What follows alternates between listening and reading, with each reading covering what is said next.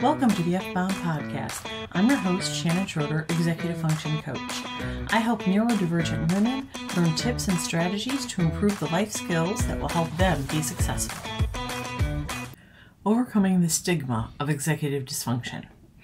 For many people who struggle with what is considered basic life skills, they suffer from the stigma that comes with executive dysfunction. Today I want to talk about overcoming that stigma. Executive dysfunction is a neurological condition that affects a person's ability to plan, prioritize, and execute tasks. It can also impact one's ability to regulate emotions. It's a condition that is greatly misunderstood by many people and therefore remains stigmatized.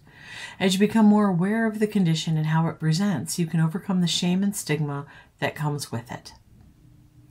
Understanding the stigma of executive dysfunction.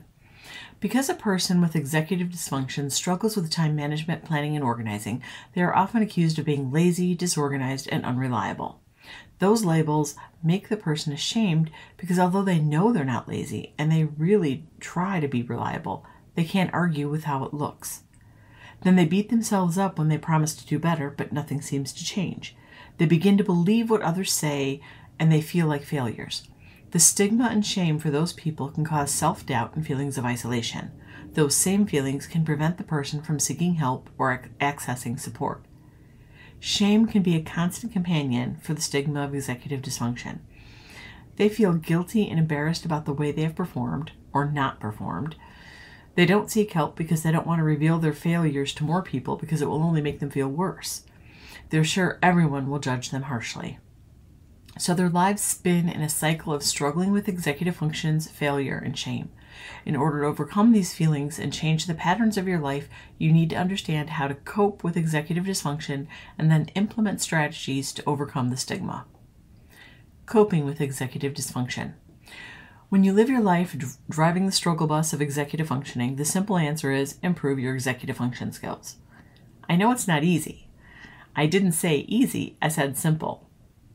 These are skills you can improve. I find the biggest hurdle for most of my clients is mindset. They don't believe there's anything they can do to change. They think they've tried it all and failed. So the first step is believing you can get better at this. The next step is learning tools and strategies to help you cope with executive dysfunction. Here are some basic strategies to get you started. Routines and schedules. Since time management is something you struggle with, you need to create routines and schedules so that your life is more automated. You don't have to think about the things because you'll do them on autopilot. Obviously, you can't automate everything in your life, but when you have routines and schedules for the tasks that are repetitive, you have more brain space for the other stuff. Utilize tech. Most of us have our phones with us all the time. There's pretty much an app for everything to help organize your life, from calendars to reminder apps to do lists. There are handy tools to help keep you on track. The hardest part is finding the ones that suit you. Seeing so many options can cause decision paralysis. So do some research, take free trials, and go with your gut to find the ones that appeal to you most. Prioritize tasks. This will take some practice, but it's really important. Many people with executive dysfunction are busy all the time, but they don't always work on the things they should be working on. Prioritizing helps you figure out what those should-be things are. One way to help you learn to prioritize is to use an Eisenhower matrix, sometimes called Covey quadrants. When you prioritize your tasks, you learn to focus on the most important things first. Break tasks down. Part of what makes people assume you are lazy or unmotivated when you have executive dysfunction is that you have a bunch of things started but left unfinished. Or you have projects that you're supposed to start but you've been procrastinating on. These things happen because you don't have a clear roadmap of how to complete the entire project or task. Instead of looking at the whole thing, break it down into smaller, manageable steps. Then you have your roadmap. Just follow the steps. Seek accommodations. Most of the time, when we consider accommodations, we think about IEPs for students at school or assistive things for people with physical disabilities. However, if you have executive dysfunction, you might need some accommodations. Things like extended deadlines, audio or oral directions, extra breaks, or assistive technology are all forms of accommodations. The thing is, as adults, we usually have to create our own accommodations. No one is just going to make them happen for us. Use visual cues. When trying to understand complex information, visual aids often work well for people with executive dysfunction. However, visual cues go deeper than that. Visual cues give you a reminder or prompt to do things when you see them.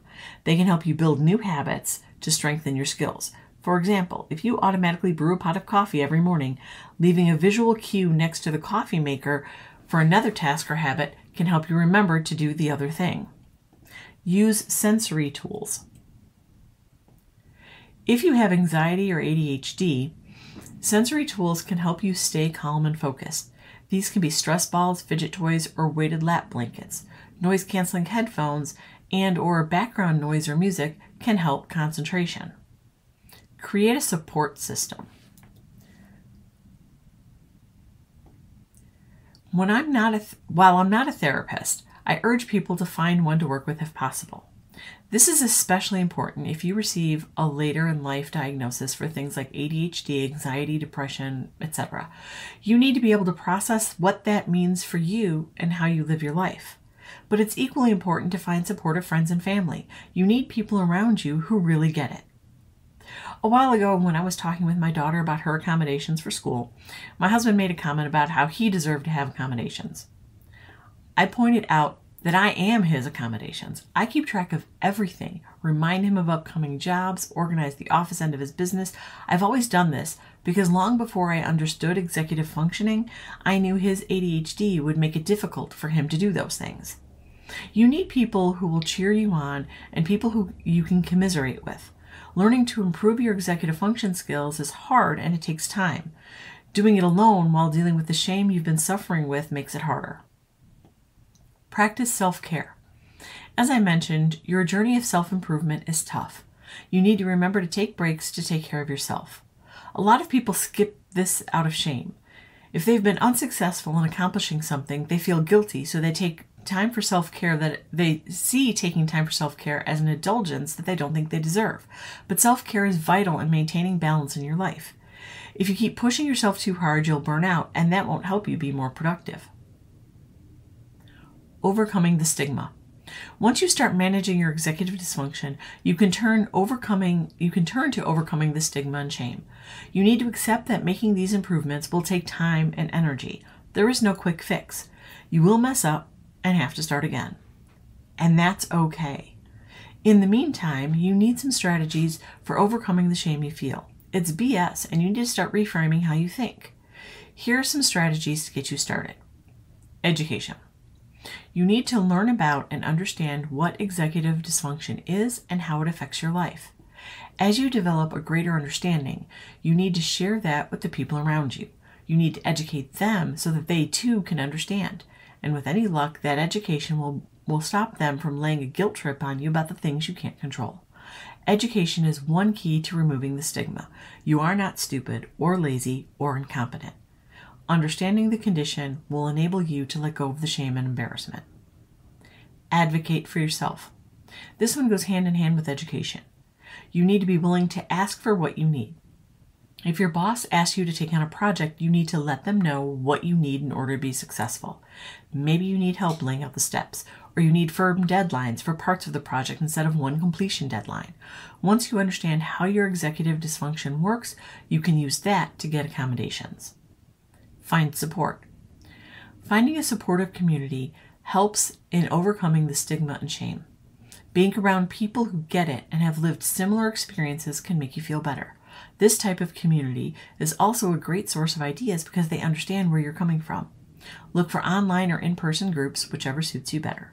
Once you start meeting other people, you'll feel less alone on this journey, and they can help keep you on track when you're down on yourself. Celebrate successes. It doesn't matter how small the task is. If you accomplish it, you can celebrate. We spend too much time minimizing our accomplishments.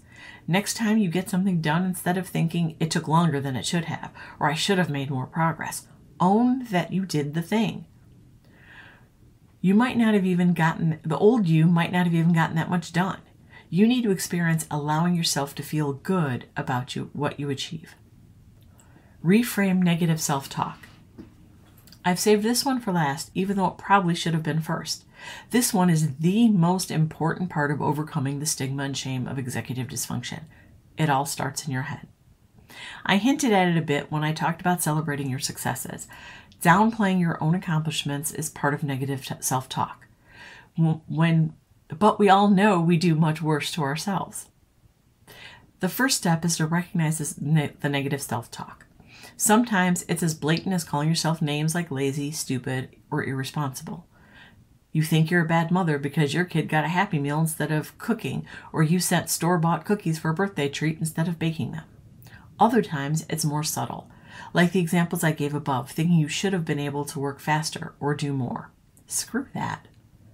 I'm not saying you need to be Susie Sunshine all the time, but you sure as heck don't need to beat yourself up. Reframing those thoughts is a difficult task because they happen so automatically. But consider this. If you heard your child talk about themselves that way, what would your response be? Would you say, yeah, you are lazy? Or would you do everything you could to prove to them that they're not? I think we all know the answer there. Insert side eye. Treat yourself with the same love and compassion you give others. By adopting these strategies, you can learn to cope with your executive dysfunction and overcome the stigma and shame you've been holding on to.